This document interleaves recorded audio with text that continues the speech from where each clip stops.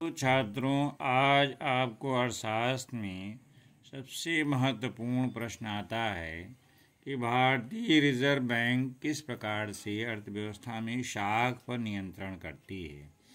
तो छात्रों, पहले बात देखते हैं कि किस तरह से reserve Bank of India credit control करती है। इंग्लिश में कहेंगे कि credit control by reserve Bank of India.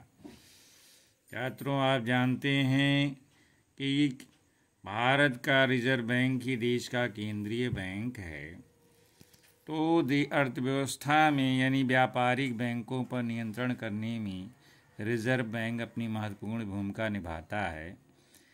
तो देखते हैं, मुद्रा तथा शाख मुद्रा यानी मनी और क्रेडिट जो मनी होती है उस पर नियंत्रण करने के लिए जो रिजर्व बैंक ऑफ इंडिया है वो देश में मुद्रा, शाख मुद्रा की मांग और सप्लाई, मांग और पूर्ति के मध्य संतुलन स्थापित करने का प्रयास करता है।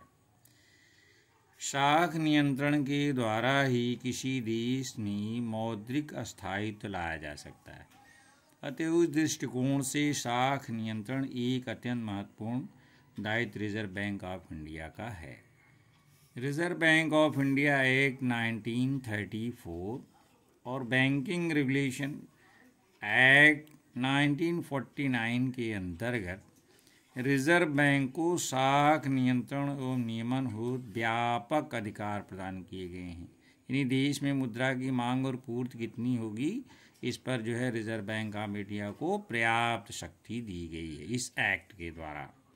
छात्रों, रिजर्व बैंक अधिनियम जो एक्ट है ये शाख नियंत्रण हेतु कुछ परंपरागत साधनों के उपयोग की अनुमति देता है।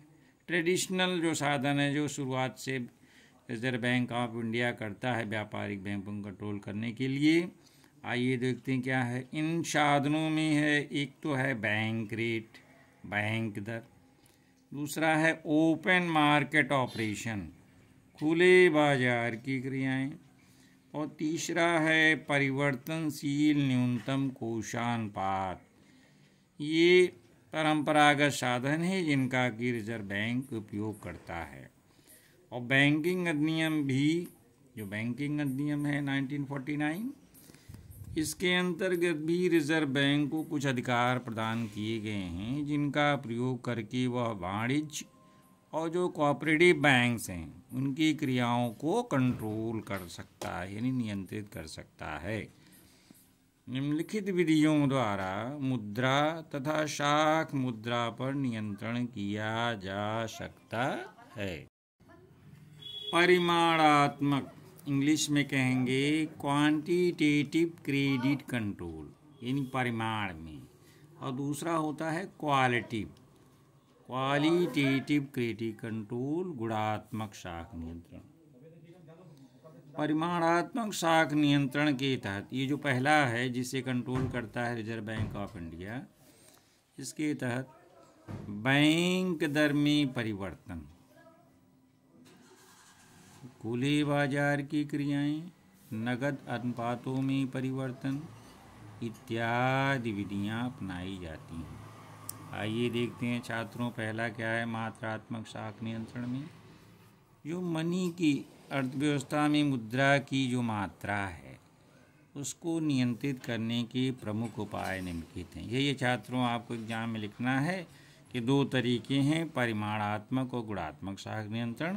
पहले आप लिखेंगे मात्रात्मक शाख नियंत्रण। मात्रात्मक शाख नियंत्रण में जो मेजरमेंट है जो रिजर्व बैंक ऑफ इंडिया अपनाती है, आइए देखते हैं पहला क्या है, बैंक दर में परिवर्तन। बैंक दर क्या है छात्रों?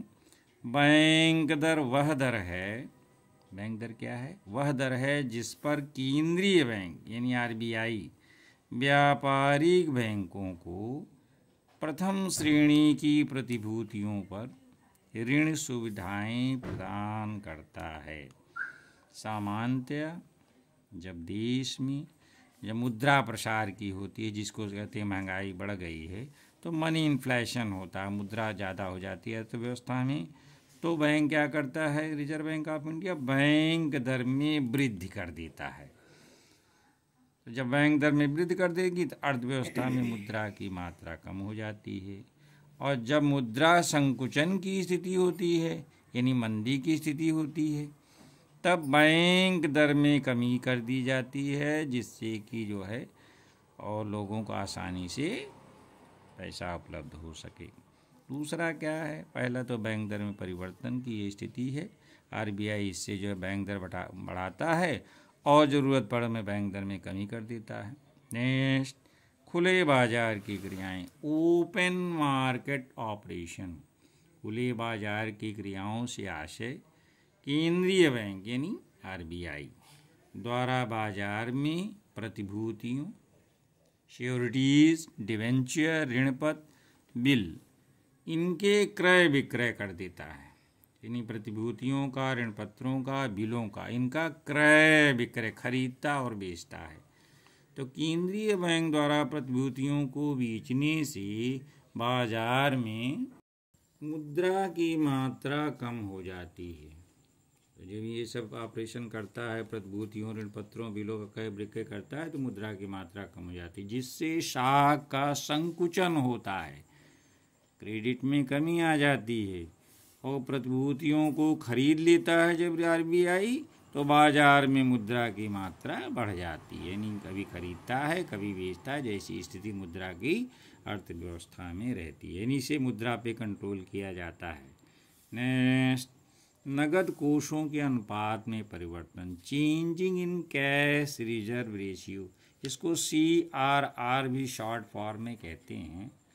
तो रिजर्व बैंक अधिनियम की धारा 42(1) के अनुसार प्रत्येक अनुसूचित बैंक को, जितने भी बैंक हैं, उनको अपनी मांग जमाओं का, डिमांड डिपॉजिट जो उनके यहाँ अपनी है बैंकों की, उसका 5%, और जो टाइम फिक्स डिपॉजिट हैं उनका 2%, टाइम डिपॉजिट जमाओं का 2% नगद कोष के रूप में रिजर्व बैंक के पास जमा करना अनिवार्य था।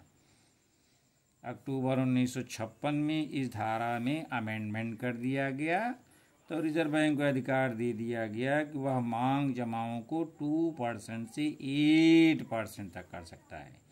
यानी पहले था कि 2% नमत, ये मांग जमाओं का 5%, टाइम जमाओं का जो है 2% रखना पड़ता था। अब बाद में अधिकार दे दिया गया कि मांग जमाओं का 2% से 8% तक वो जो है मांग जमाओं का जमा करना अनिवार्य कर सकता है, परंतु ये रकम समय जमाओं में जो उसमें 8% और मांग जमा में 20% से अधिक नहीं होनी चाहिए। 15 सितंबर 1962 यानी 1962 ईस्वी को मांग और साबित जमाएं, फिक्स डिपॉजिट जो होती हैं, इसमें जो दोनों में अंतर रखा गया था कि इसमें 20% और इसमें 8%, इस अंतर को समाप्त करके सब अनुसूचित बैंकों के लिए अपनी कुल जमा का 3% रिजर्व बैंक में जमा करना अनिवार्य कर दिया गया। और ये 3% कोई अंतिम सीमा नहीं है, इस राशि को 15% तक बढ़ाने का अधिकार रिजर्व बैंक को दे दिया गया। वैधानिक तरल कोषानुपात, बैंकिंग नियमन अधिनियम 1949 की धारा 24 के अंतर्गत ये व्यवस्था की गई है कि भारत में कार्य करने वाले बैंक को अपनी जो कुल जमा राशि उनके पास है उसका कम से कम 25% भाग तरल कोषों के रूप में यानी नगद रूप में और शेष सोने के रूप में, स्वर्ण के रूप में, अनुमोदित जो है प्रतिभूतियों के रूप में रखना अनिवार्य है। कितना अनिवार्य है बैंकों को कि अपनी कुल जमा राशि का कम से कम 20, जैसे 100 रुपया रखते हैं तो 25% ये आरबीआई के पास उनको रखना अनिवार्य है, शेष स्वर्ण और अनुमोदित प्रतिभूतियों में रखना अनिवार्य है। तो जब उनके पास इतना वहाँ बैंक रखेंगे जमा तो उनके पास निश्चित रूप से पैसा कम हो जाएगा, तो ग्राहकों को अपने कम पैसा दे पाएंगे। तो भारतीय रिजर्व बैंक इन दरों में यानी जो 25% है इसको जो है आवश्यकता अनुसार परिवर्तन कर सकता है। आइए छात्रों देखते हैं कि दो शब्द आए, नगद कोष अनुपात और तरल कोष अनुपात, इसमें डिफरेंसेस क्या हैं। तो नगद कोष अनुपात जो है, जिसके पूर्व मैंने अभी बताया, उसमें केंद्रीय बैंक यानी आरबीआई के पास बैंकों को रखना पड़ता है। यानी वो लोग जैसे 100 रुपया कमाए तो 25 रुपया आरबीआई में जमा कर देंगे, यानी अब उनके पास 75 रुपया है। जबकि तरल कोष अनुपात में जब आरबीआई ये कहता है कि सब व्यापारी बैंक को निर्देश देता है कि आप तरल कोष के रूप में अपनी जमा का इतना % अपने पास रखिए, तो उसको तरल कोष अनुपात व्यापारिक बैंक स्वयं अपने पास रखते हैं। ये दोनों में अंतर है, यानी उसमें केंद्रीय बैंक आरबीआई के पास रखना पड़ता है, इनको जो है व्यापारिक बैंक स्वयं अपने पास रखते हैं। तो जब केंद्रीय बैंक साख का संकुचन करना चाहता है, यानी मुद्रा जो है चाहता है अर्थव्यवस्था में उसकी सप्लाई कम हो, संकुचन उसी को कहते हैं, तो वह तरल कोषों का जो अनुपात है ये 25% उसको और वृद्धि कर देगा, यानी बढ़ा देगा। तो बैंकों के पास पैसा कम हो जाता है, तो मुद्रा की मात्रा कम हो जाती है। सेकेंड, जब केंद्रीय बैंक साख का विस्तार चाहता है, मंदी की स्थिति है, लोगों के पास पैसा कम है, तो साख का बैंकों को विस्तार करने के लिए बैंकों के ये तरल कोषानुपात का हिस्सा कम कर देगा, तो लोगों बैंकों के पास ज़्यादा पैसा कॉमर्शियल बैंकों के पास आ जाता है, तो वो जो है लोगों को ज़्यादा उधार दे सकते हैं। नेक्स्ट, तो एक परिमाणात्मक नियंत्रण हुआ जिसमें हमने बताया आपको छात्रों, बैंक दर है, CRR है, वैधानिक तरल कोषानुपात है, और ओपन मार्केट ऑपरेशंस हैं, खुले बाजार की क्रियाएं हैं। नेक्स्ट, गुणात्मक साख नियंत्रण, इसमें आता है चयनात्मक साख नियंत्रण, इंग्लिश में कहेंगे क्वालिटेटिव और सेलेक्टिव क्रेडिट कंट्रोल। इसमें क्या है छात्रों, देखते हैं। जब रिजर्व बैंक ऑफ इंडिया ये अनुभव करता है कि अर्थव्यवस्था के कुछ क्षेत्रों में उदार साख नीति की आवश्यकता है, यानी वो चाहता है कि लोग बैंकों के पास पैसा रहे जिससे ग्राहकों को अपने उधार दे सकें, तो उसको कहते हैं लिबरल क्रेडिट पॉलिसी। तो जानते हैं जब आरबीआई अनुभव करता है कि अर्थव्यवस्था के कुछ सेक्टर ऐसे हैं कि जहाँ लोगों को, पूंजीपतियों को पैसा मिलना चाहिए यहाँ, जिससे कि देश की अर्थव्यवस्था में विस्तार हो, तो वो सेलेक्टिव क्वालिटेटिव और सेलेक्टिव क्रेडिट कंट्रोल की नीति अपनाता है। इस व्यवस्था के अंतर्गत छात्रों क्या करता है रिजर्व बैंक सार्वजनिक हित में किसी एक बैंक यानी या सभी बैंकों को ऋण संबंधी 3 प्रकार के निर्देश देता है, डायरेक्शन देता है बैंकों को, आपको ये करना है ऋण देते समय। पहला, मूल्यांतर निश्चित करने से संबंध निर्देश। नेक्स्ट, ऋण देने पर प्रतिबंध लगा देता है कि आपको ऋण नहीं देना है। नेक्स्ट, अगर आपको देना है ऋण किसी को तो पूर्वानुमति से, आरबीआई से पूर्वानुमति ले लें तब ऋण दें। तो ये जो 3 तरीके हैं ऋण संबंधी निर्देश वो जारी करता है आरबीआई। तो चयनात्मक साख नियंत्रण की जो पॉलिसी है, नीति है, उसको अपनाने के 2 उद्देश्य होते हैं। क्या? पहला, आवश्यक वस्तुओं को सट्टे और जमाखोरी के लिए साख की सुविधाओं पर रोक लगाना, यानी इन सबको रोकने के लिए साख सुविधाओं पर रोक लगा देता है। और जो ये वस्तुएं हैं इन पर इनकी कीमतों अनुचित रूप से बढ़ने से रोकना है। नेक्स्ट, नैतिक प्रभाव, एक तो होता है चयनात्मक साख नियंत्रण में निर्देश जारी करता है ऋण संबंधी, दूसरा नैतिक प्रभाव भी, मोरल इफेक्ट भी डालता है।